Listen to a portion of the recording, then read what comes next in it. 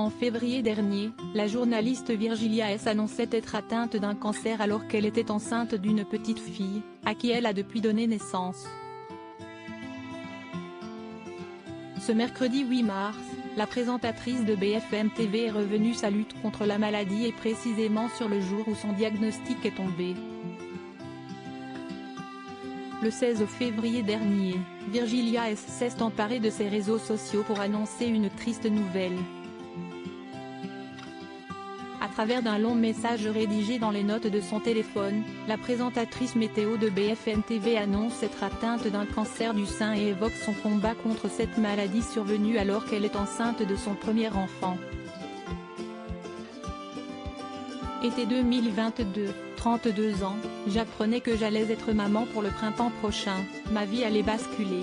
Celle-ci bascula finalement plus tôt que prévu, il y a un mois, lorsque j'appris que j'étais atteinte d'un cancer du sein HER2 positif. Un bébé et un cancer. Je portais à la fois la vie et la maladie. Deux choses complètement antinomiques, indique-t-elle notamment. La journaliste qui se dit déterminée à guérir s'est ensuite confiée sans tabou sur les étapes clés mais également douloureuses de son combat comme la chimiothérapie et la perte de ses cheveux, qu'elle décide de tondre quelques jours après une séance photo de grossesse partagée avec sa communauté. Lundi 6 mars, la jeune femme a finalement donné naissance à une petite fille en bonne santé, comme l'ont annoncé les journalistes Alain Marchal et Olivier Truchot, à la suite d'une partie de BFM Story consacrée au cancer de Florent Pagny.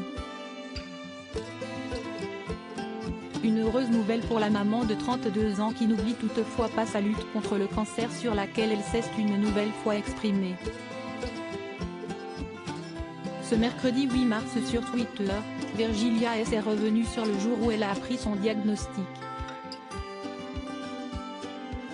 Ces dernières minutes d'insouciance dans un texte épinglé sur son compte, Virgilia S raconte en détail sa rencontre avec la radiologue, ses appréhensions, sa réaction mêlant le choc et la sidération et ses sentiments de colère et d'injustice qui l'envahirent à l'annonce des mauvais résultats.